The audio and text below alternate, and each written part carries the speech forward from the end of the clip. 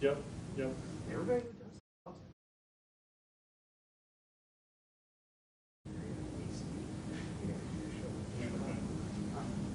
I don't get it. Right. Yep.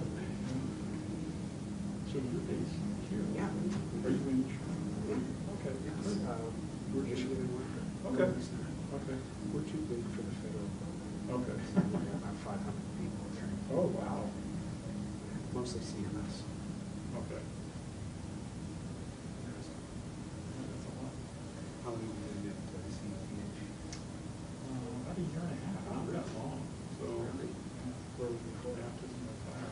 I was up at North Shore University Health System. Oh, okay. So I was, Working for JP. yeah. Good guy. Yep. He is. He is. Yes. Yeah.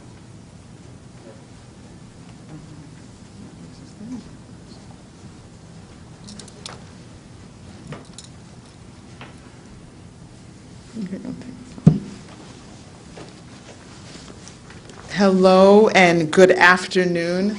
This afternoon, I'm delighted to welcome the United States Surgeon General, Dr. Jerome Adams, as well as the Commissioner of the Chicago Department of Public Health, Dr. Allison Arwady, who have been with us, with me this morning and this afternoon as we've had a really wonderful day. We were at St. Anthony's, where we were able to see healthcare workers getting their vaccine.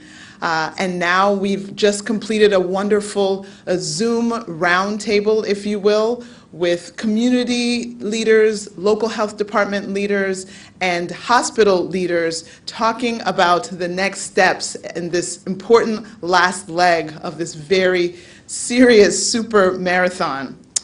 I am very glad to be with you today, and since I am here, I just want to take advantage of the opportunity to share the numbers for today.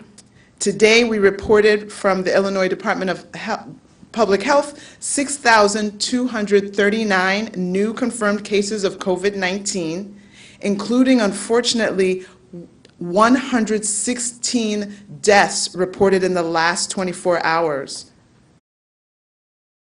Over the last 24 hours, we had 15,414, We have reported a total of 911,308 cases, including 15,414 deaths in all of our 102 counties. Within the past 24 hours, the laboratories have reported 84,764 specimens, for a total of over 12.6 million specimens. As of last night, 4,571 individuals were in hospitals with COVID-19, and of those, 981 were in the ICU, and 557 were on ventilators. To date, we have vaccinated over 63,000 frontline workers in Illinois.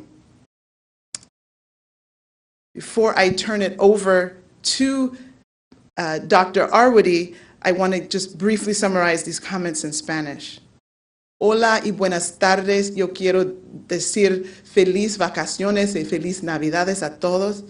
Me gustaría dar la bienvenida a Chicago al cirujano general de Estados Unidos, Dr. Jerome Adams, y también estaban con Dr. Arwady de Chicago, de la salud pública. Hoy visitamos el Hospital St. Anthony's en la comunidad de Villita de Chicago. Fuimos testigos a los trabajadores de primera línea que recibieron sus vacunas COVID-19 y fue un espectáculo extraordinario. Para los números, hoy informamos 6,239 nuevos casos confirmados de COVID-19. También ha recibido noticias de 116 muertes adicionales aquí en Illinois. IDPH informa un total de 911,308 casos, incluidos 15,440 84 muertes. En las últimas 24 horas, las laboratorios han reportado 84.764 muestras para un total de más de 10.6 millones de pruebas. Hasta anoche se informa que 4.571 personas estaban en los hospitales de Illinois con COVID-19. De ellos, 981 personas estaban en la unidad de cuidados intensivos y 557 pacientes estaban en ventiladores. Hemos vacunado a 63,000 trabajadores de primera línea hasta ahora. Y quiero decir otra vez, feliz Navidad y feliz vacaciones a todos. And now I will turn it over to Chicago's own Dr. Arwady. Thank you, Dr. Ezike. Good afternoon, everyone. We really have had a great day today, talking at the federal level, the state level, the local level, and with our healthcare partners, especially about vaccine. And I know, because I've been answering all of your questions all week, that those are a lot of the questions you're having too. I'll just give a brief overview of Chicago vaccine progress. In our first week, we expected to receive 23,400 Pfizer doses, and we received 23,400 Pfizer doses. All of those went to our hospitals. There are 35 acute care and specialty care hospitals in Chicago, and I'm really proud to say that we've started vaccinating staff at every one of those hospitals. As you know, we are really thinking about equity at all levels here, and we think it's important to make sure that across, whether it's a large facility, a small facility, we're thinking about access, and we're thinking about vaccinating not just doctors and nurses, but all of the staff who work at healthcare facilities. Looking ahead, this week, we have already here in Chicago received our allotted doses. Most of those, again, have gone to our hospitals. We have a lot of healthcare workers here. We've also already started vaccinating some of our emergency medical service paramedics, the people who drive the ambulances, again, who are at high risk.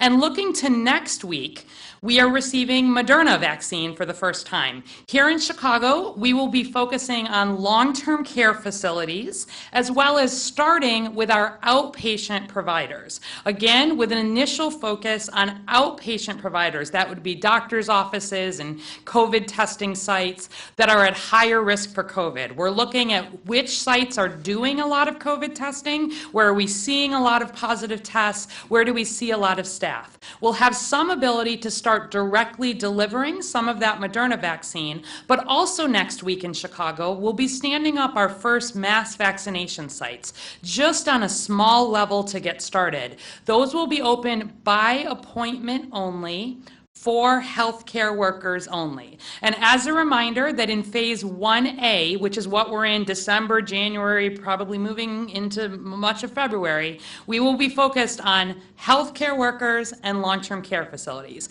But beginning in January, that does include behavioral health, dentists and everybody who works in dentist offices, morticians, people who are doing healthcare in correctional settings or in homeless shelters. It includes urgent care, it includes testing centers, it includes home health aides. If you are a healthcare worker in the city of Chicago, you are in phase 1A, and we will be working starting from next week to add you to the ongoing work with hospitals. So we've really been pleased with how this has started here in the city, and we'll be moving on as we look ahead. I also just wanted to say one thing about the vaccine itself. I've been answering a whole lot of questions, and I just thought I would highlight a lot of the questions are about what is in this vaccine and what is not in this vaccine.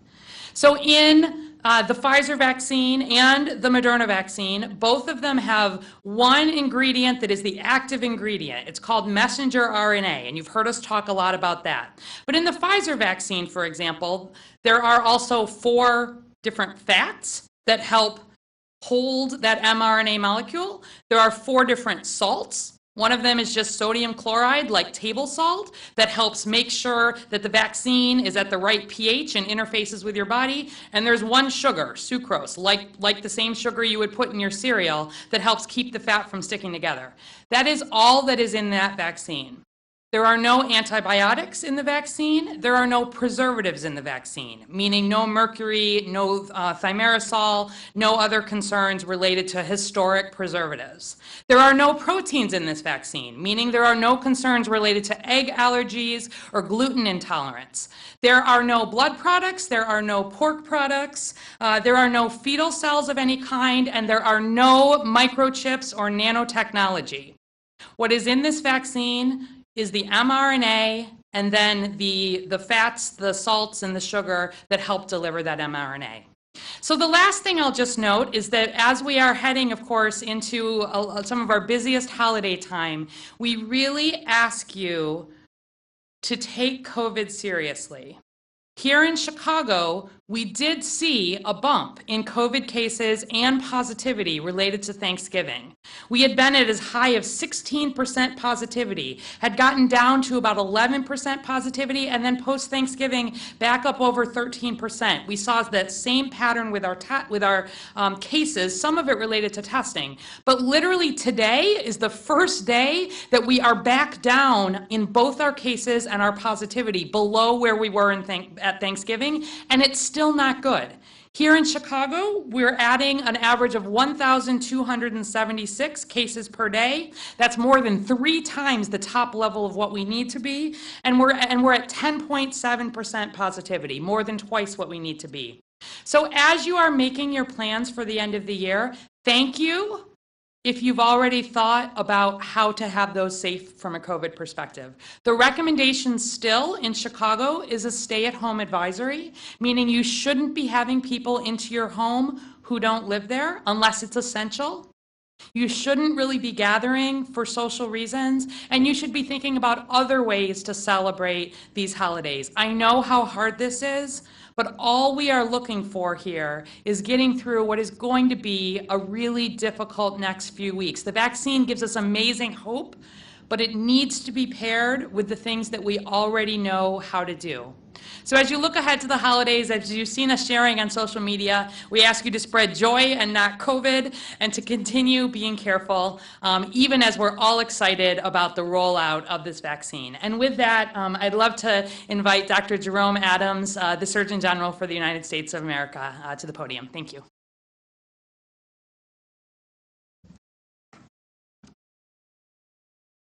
Well, good afternoon. Buenos dias. We've truly had a fantastic day today here in Chicago. Thank you, Dr. Arwitty, and thank you, Dr. Ezike, for hosting me. As you heard, we started off the day at St. Anthony's Hospital, touring what is truly one of our state's safety nets. And I wanted to go there because we wanted to find out what things look like on the ground. And I'll tell you, your healthcare workers out there are busting their tails to continue to provide top-notch care. I got to meet with doctors, nurses, environmental services workers like Miss Terry, who I met over there. We got to see people get vaccinated. Luis, a nurse in the ICU, which, by the way, is at capacity, had just gotten his vaccine. And one of the things that I want everyone to know is that it's important that we take COVID seriously, but even if you don't personally feel at risk from COVID, your actions still can have an impact on you, your family, and your community in other ways that you might not think of. That full ICU, it's full because there are COVID patients pushing it over the top. But that means if you have a heart attack, there might not be room in the inn. It means if you get in a car wreck on an icy road, they may not have a bed for you. It means that if your sister or your wife goes into labor, there may not be space in the hospital for you. So it is critical that we continue this holiday season to do the things that are working. And Dr. Ezike shared with me the data from from Illinois. And as you heard her and Dr. Arwitty say, we are fortunately moving in the right direction here in Illinois and in Chicago, but the numbers still aren't where we need them to be. We need to stay the course. 2 words for today: vaccines and vigilance. We should be incredibly excited about the fact that we now have 2 different vaccines authorized for use. There will be 7.9 million vaccinations that go out this week between the Moderna and the Pfizer vaccines, and we are immunizing for impact, making sure we're getting people who are in long-term care facilities and nursing homes vaccinated, making sure we're getting healthcare workers vaccinated, and then moving on from there based on guidance from the Advisory Committee on Immunization Practices and what the state and local authorities feel like is going to give them the biggest bang for their buck. The finish line is in sight, and that makes this surge different than the other surges because we know there's an endpoint. The hardest part of a marathon are the last couple of miles, but if you see the finish line, then it gives you the strength to keep going. And this has been a marathon in 2020, but the finish line is in sight and we can't afford to stop running. So vigilance is incredibly important. We need to practice the 4 W's that I talk about. Wear a mask, wash your hands, watch your distance, and wait to gather.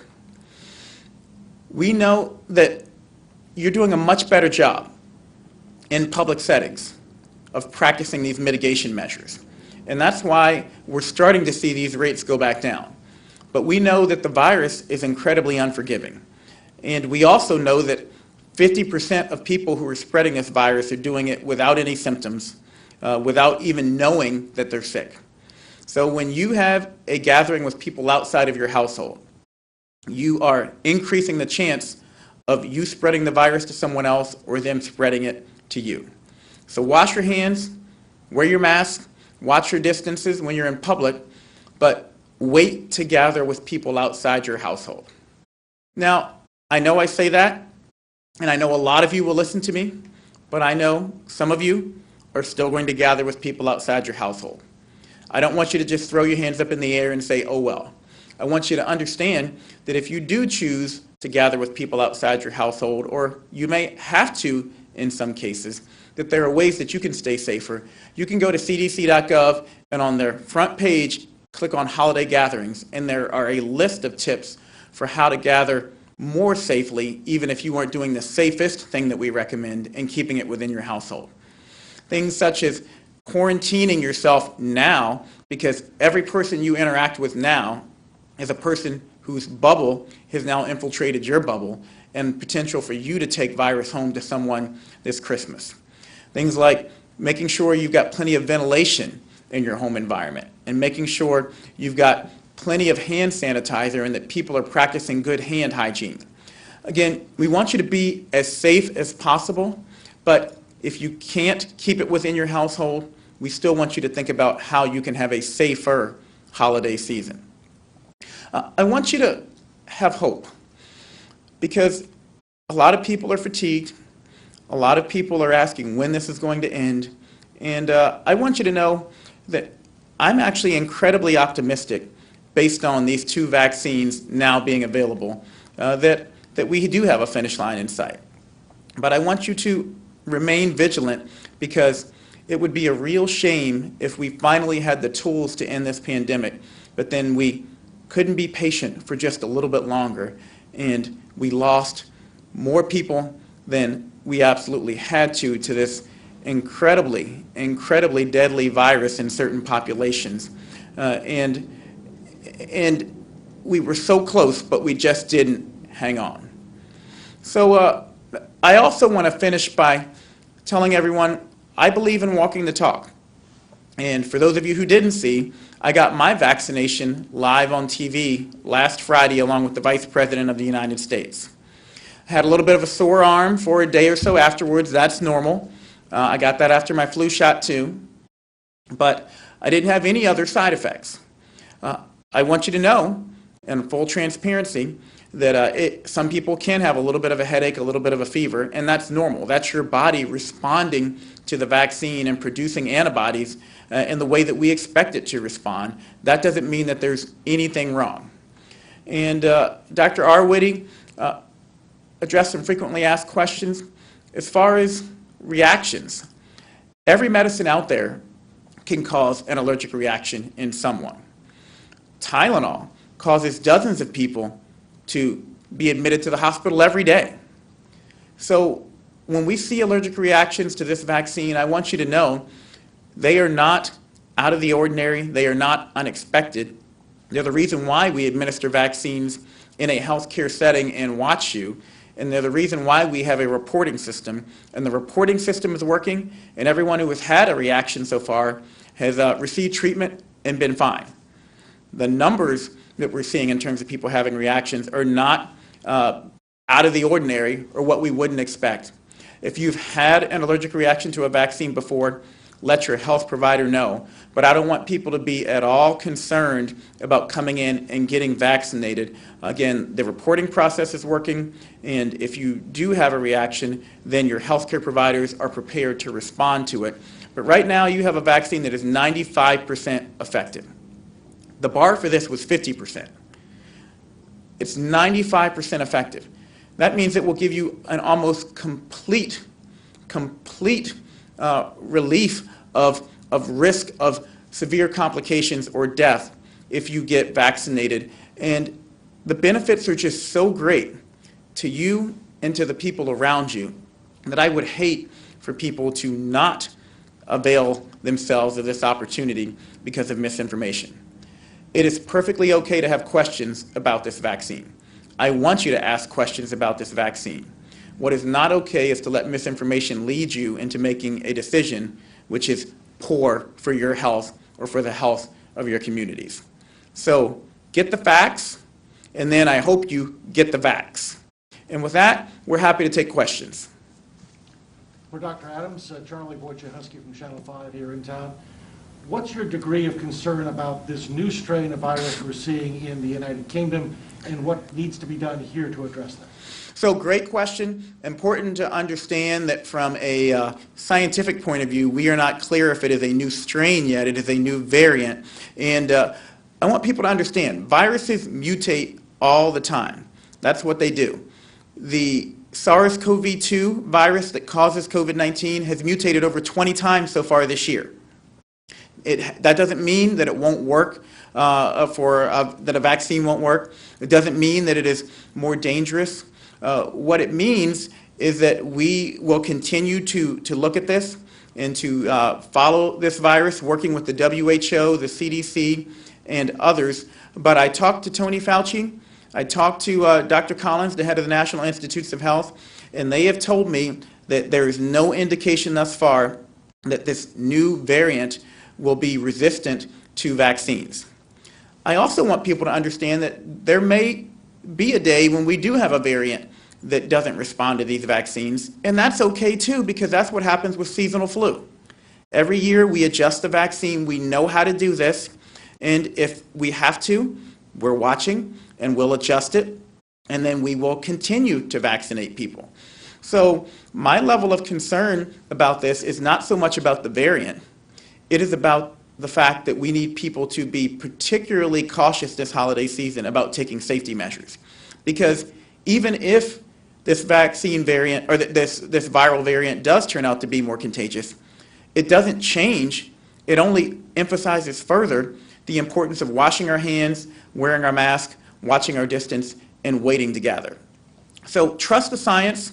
Let's let it play out. Know that we are watching this new variant. Know that so far there's no indications that it will make the vaccines ineffective, and know that regardless of the variant out there, we all need to do our part to prevent ourselves from being exposed to it in the first place, and especially so if it ends up being a variant that is more contagious. To follow up on that, if it's okay, do you believe that it's enough of an issue that the United States should stop flights from the United Kingdom? So the question was about flights from the United Kingdom and whether we should stop flights from the United Kingdom. I talked to, again, Tony Fauci about this, and he has said he does not feel that that is an appropriate step at this point.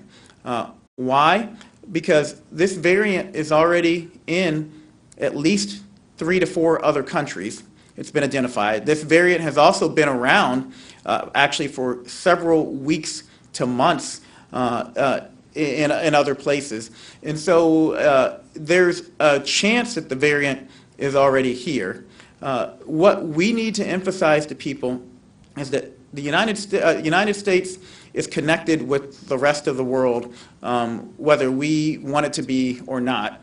And the most important thing that we can do is to double down on our public health measures.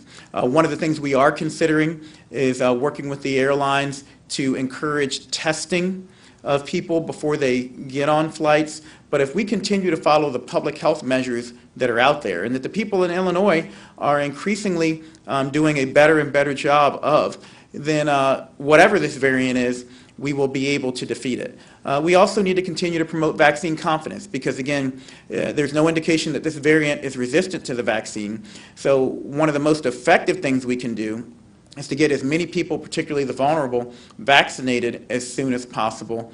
And that will help us, again, be resistant to any variant of COVID that comes along. Here in Chicago, one of the biggest concerns are the black and brown communities where there is a high degree of suspicion about the vaccine. The man you talked to this morning, Demetrius, said he himself had some concerns. How do you address those concerns, and what's going to be the best way to get across the message you just said that we need to trust the vaccine?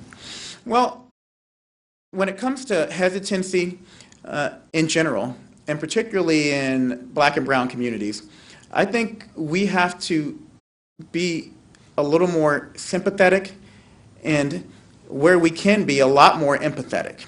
I think we have to understand that those questions come, in many cases, from a real place.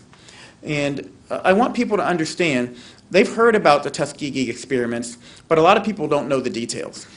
In 1932, the federal government, the Office of the Surgeon General, the Public Health Service, which I now help lead, started a study where they were looking to see the impacts of syphilis on African American men.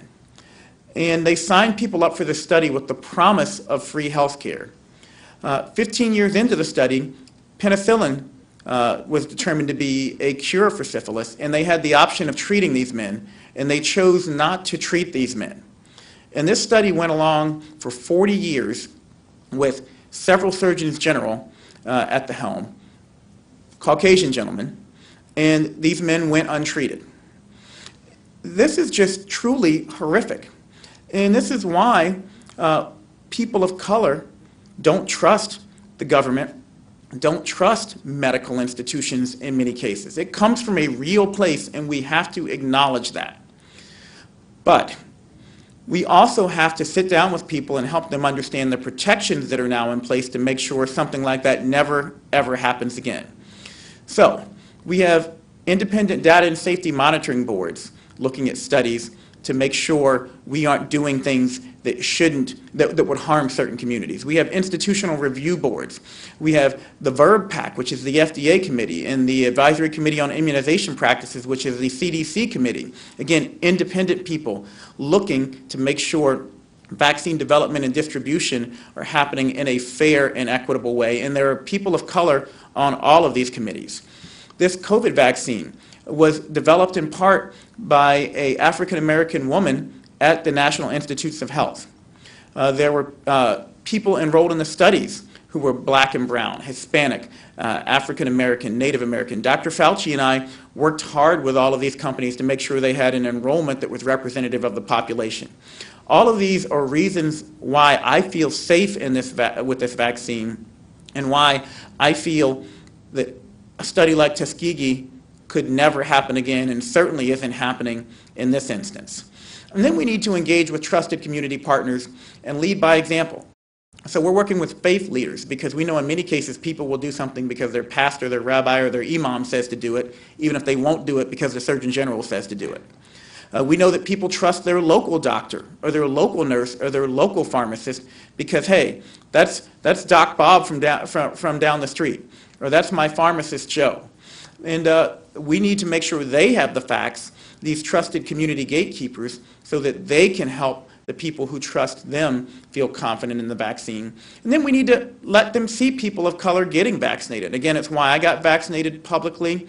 I talked with Steve Harvey, the comedian. He said he would get vaccinated publicly when the opportunity came. I talked with several African-American members of Congress who've gotten publicly vaccinated because they want people to see that they believe this vaccine is safe and effective. So we need to acknowledge what's happened in the past. We need to address those wrongs and show people how we are ensuring that they will never happen again. And then we need to engage with trusted community resources. And those are the steps that I'm taking to restore confidence in the communities. But I don't know if either of you want to. You good? Yeah, I think you covered it. Okay, all right. Because I know there's federal, there's state, and there's local. And you have two great public health advocates here in Illinois and in Chicago who feel just as passionately about this issue as I do, which again is why we were at St. Anthony's in a diverse community today, meeting with people, seeing patients and providers of color, and answering questions about the vaccine. Question for We Dr. got one more in the room, and then we'll go to online questions. Dr. Ngozi, if I may. Dr. Ngozi, David Palomino from Univision. Is there any discussion about a vaccination center in communities like Little Village after the Underman residents and activists have been pushing for it? Right. So while we are in phase 1A, which again is December, January, February, the focus is on healthcare workers and long-term care facility residents. We will be starting to stand up, like I mentioned, some of these larger points of dispensing to be able to make sure that all healthcare workers are able to be vaccinated. So to the point of, in some of those communities, if there are home health aides who perhaps are less connected to the hospitals or to some of the larger clinics, or if there are people working in smaller dental offices or maybe clinics that are less connected to some of our larger networks, we absolutely want to work to make sure that all of them are able to be vaccinated. And we will be standing up some central locations that allow that to happen. As we move ahead more into phase 1B, for example, which is where we start thinking about people over 75, and then especially these frontline essential workers that we know have been disproportionately, they live in communities, like these communities, heavily Black, heavily Latinx. We will be putting extra effort in the communities that have been hardest hit to really reduce barriers to vaccine. And we'll be working with a lot of partners. So our primary goal in Chicago, and I know it's shared at the state, is to ensure that vaccine, as it becomes available, is pushed out to trusted community partners. So my best place for somebody to be able to get a vaccine is with their trusted healthcare provider. If they don't have a healthcare provider, I want to make sure there is a pharmacy in the neighborhood that has it available. And then we will be working, recognizing that there are a lot of people still who are not connected to healthcare or who are not sure where to go. We'll be working with a lot of community groups and others to make sure that those folks know how to fit in. When we're at the essential worker phase, again, this is not yet, this is in a couple weeks, a couple months, we will also be working to partner large employers with vaccinators. So you think about a grocery store, for example. We would like to ensure that if it's a large grocery store, that we can pair a vaccinator so people will be able to get vaccine at work. It's going to be a lot of pieces in this. We're thinking a lot about equity. As you've heard the mayor say, it's really at the center of our plan. It's part of why in the very first week we got vaccine to every single hospital here in Chicago, and we're going to take that same approach of not leaving folks behind just because they may be in a less connected area or part of the city, or don't feel like this vaccine maybe they're in line for it. If you are a healthcare worker in the city of Chicago, you are in phase 1A, and we will be working to get you vaccinated in that phase, and then that will extend out as we move into the next phases. Just to be clear about the 1A, workers are getting both doses before you move on? Yeah, that's a good question. It doesn't mean that all healthcare workers will necessarily get both doses before we move on, and this is one of the conversations we were talking about really today. But it has to do with, as we're able to receive more and more vaccine here, and that's true at the state level too, we have a lot of healthcare workers in Chicago. This is, of course, a major health center, and so we know it's going to take us a little bit longer here in Chicago to get through all of those healthcare workers. We don't have a magic date on this, but we want to make sure that those groups, have largely been covered before we start to move ahead. So I don't think that we will necessarily see, even across the whole state and certainly across the whole country, it'll be a magical, like, okay, we're moving to the next group. It will be based on what our numbers look like here. We want to make sure that no vaccine is going to waste. So our goal here, every dose of vaccine that we are getting out, we are pushing out and seeing it used. At some point, right now we've been calling it the beanie baby phase, where everybody wants it and there's not quite enough. But as more and more and more vaccine becomes available, we will start to see some shift there. And as soon as we're at a point where we're not using really all of that vaccine to vaccinate healthcare workers, that'll be approximately when we're ready to move into phase 1B. And I want to address something really quickly because I saw that we have Univision here. A common question that I have gotten is about documentation status. And I want everyone out there to understand that the federal government is placing no restrictions whatsoever on who can and who cannot get this vaccine based on documentation status. And even beyond that, the Provider Reimbursement Fund will reimburse providers for caring for people without insurance, regardless of documentation status. So the states will ultimately determine who gets vaccines, when and where, and I asked the question at the state level because it's important to me. And Dr. Ezike and Dr. Arwady confirmed to me that no one will be asked for an identification when they come in to get vaccinated, and that no one will be denied a vaccination because of their documentation status. They won't even ask you about your documentation status. So important for people to not be fearful of coming in to get vaccinated. When it is your turn, we want to make sure you have the facts to get your vax, and we also want to make sure there's not fear prohibiting you from coming in and getting your vaccination. Okay, we're going to move to questions online. Sorry, so we have Dan Petrella from the Chicago Tribune for General Adams. Can you explain the apparent breakdown in communication among the federal government, Pfizer, and states about the number of vaccine doses that are shipping this week? So the question is about vaccine doses coming out. And what I want people to understand is that the initial projections were just that. They were projections. This is always, we've said, going to be the most difficult vaccine distribution in history. And it's why we have career experts. General Perna is the best in the country, if not the world, at logistics, taking on this gargantuan task that requires partnerships between private industry and government, that requires federal, state, and local coordination. And we will continue to improve the reporting and the allocation numbers to the states.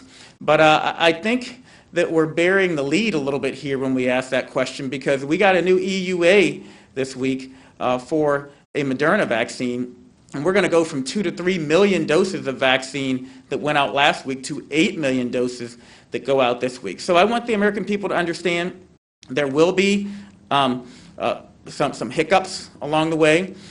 We are committed to making sure we have the best people in the world working in partnership to make this as successful as it can be. And we're committed to reviewing the process along the way and continuing to correct it at the request of the governors.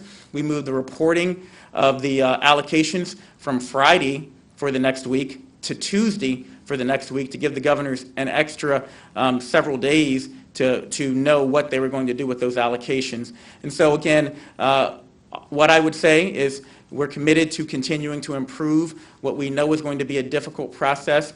And I think the American people should be excited about the fact that we have 2 vaccines that now have an EUA that will be going out to the American people and that we now have a finish line in sight. 20 million doses by end of December, early January, 50 million doses by end of January, 100 million doses, half of the adult population could be vaccinated by the end of February. That's a remarkable achievement. What is the status of the seasonal flu in Illinois, across the nation as well? How does it compare to COVID-19 numbers and severity? I'll let Dr. Ezike talk about Illinois, but nationally, we're still seeing that flu is at low rates. We usually don't see flu really start to pick up until January, February, which is why we tell people to get vaccinated around Thanksgiving to Christmas, or even earlier, because we want you to have that protection. It's not too late to get your flu vaccination. Remember that 500,000 people are hospitalized for the flu every single year.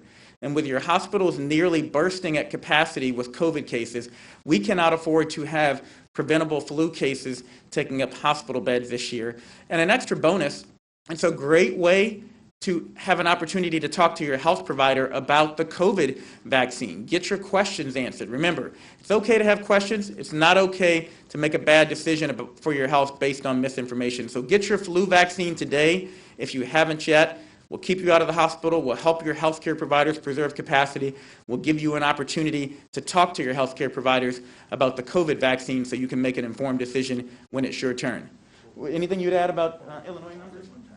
So I am happy to report, as the Surgeon General said, typically the heyday for flu, if you will, is into the next year, January, February. We have seen very low levels here in Illinois. And also, let's remember that the same measures we're using to help prevent the transmission of COVID is hopefully going to really keep the flu numbers down for this season. So we're looking forward to seeing much lower hospitalizations, much fewer deaths from flu, because this works for both. And so let's keep using these masks, keep washing our hands, because we are decreasing the numbers of COVID and flu. For both Dr. Awardi and Dr. Ezike, at what extent is CDPH and IDPH involved in the long-term care facility vaccine rollout? Are either departments able to provide a breakdown of how many doses would be administered by CVS versus Walgreens? That's from Hannah Mizell. Great. So again, Illinois and also at the Chicago Department of Public Health, we have both signed on to join the Pharmacy Partnership Program. And so through that program, we simply have to allocate the doses back to the federal government, who will make sure it gets to our pharmacy partners, and then the pharmacy partners will then take on the task of vaccinating in the long-term care facilities. So there has been sign up by the long-term care facilities, who have largely opted in by the droves. And so the only remaining facilities that we have to take care of at the state level and then at Chicago are those that didn't qualify for the Pharmacy Partnership Program. But that is supposed to start for Illinois. We are allocating those doses this week, which allows them to begin next week, the week of December 28th. They will be going into the long-term care facilities. We do not yet have a report in terms of who they're hitting on day one and which facilities on day two. We don't have that information. When we have more information to share, we'll make that available. Yes, I would add it's the same timeline. In the city of Chicago, we did allocate the majority of our Moderna doses, our first allotment of Moderna, to long-term care facilities starting the 28th, the same way. Each long-term care facility had the option to choose which pharmacy partner they wanted to work with. And so we've been in close communication with both.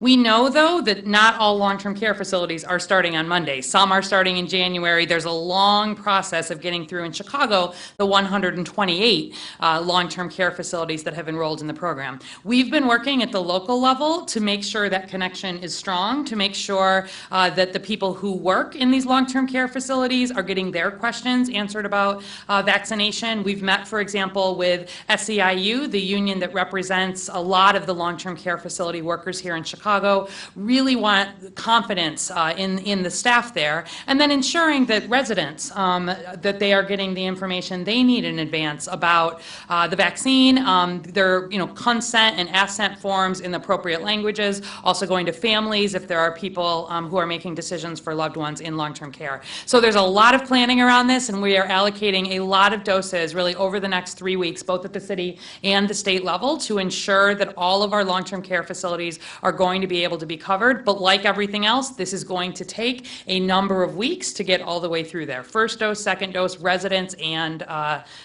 workers. And something else I want to add in, we're talking a lot about vaccines. It's important for people to know that Operation Warp Speed has done a tremendous job, not just on vaccines, but on therapeutics. So I want people to understand there are an array of options out there available if you do get COVID. We want to prevent you from getting COVID through public health measures like the W's, wear your mask, wash your hands, watch your distance, wait for gatherings. We want people to get vaccinated to prevent getting COVID. But if you do get infected, then ask your doctor about monoclonal antibodies, which can increase or decrease your chances of being admitted to the hospital if you do get COVID. Ask your doctor about remdesivir, which is a medication that if you're admitted to the hospital can decrease your chances of going into the ICU and dying. And I put out a call to the American people yesterday, to the 15+ million people who've recovered from COVID, to understand that you have a secret weapon inside your body to help us in our fight against COVID. When you are infected with COVID, your body develops antibodies, the same as the vaccine develops antibodies to fight off COVID. And you can donate your plasma. You can go to thefightIsInUs.org to find out where. And by donating that plasma, you can give those antibodies to someone else and potentially save their life from COVID. It can also help your healthcare workers who are overwhelmed because it lessens the amount of time you're going to be in the hospital or the chances that you end up in the ICU. So give the gift of life this holiday season if you're one of the 15 million Americans who've recovered from COVID. Go to thefightIsInUs.org and find out how you can donate plasma and be part of our fight as we're getting to this finish line that is in sight, but is going to require us all to keep running together. Final question for General Adams. So we know this is from Dave Dahl. We know you did not come all the way here just to say wear a mask and wash your hands. What's the real takeaway for you? The thing that you'll look back on and say, yeah, that happened when I was in Illinois right before Christmas. That is a great question. The real thing that I want people to take away is that the numbers here in Illinois and in Chicago are moving in the right direction. And we have a finish line in sight with these 2 vaccines. That's new news and that's great news. But we have to stay the course a little bit longer. We can't let fatigue cause us to make poor decisions this holiday season that end up making us backtrack, especially when we are so incredibly close to getting ourselves and everyone else across the finish line. I really do feel optimistic about 2021, but it is going to require all of us working together. So it is not just about wearing a mask, washing your hands, and watching your distance. It's really about caring for one another this holiday season. It's really about having hope during the holidays. It's about understanding that if we hang on just a little bit longer and get over this surge, that we will have a brighter 2021 and we'll have as many people there as possible to enjoy it. So thank you, Chicago. Thank you, Illinois, for hosting me. Thank you for doing your part to help us flatten the curve to the extent that you have. And just hang on a little bit longer. Go to cdc.gov for those holiday tips. I want you to keep the holidays within your household this year. But if you're not going to do that, then understand there are still steps that you can take to stay safer. And that ultimately, if we all do our part, little efforts by a lot of people add up to a big difference, and it's how we end this pandemic. Thank you.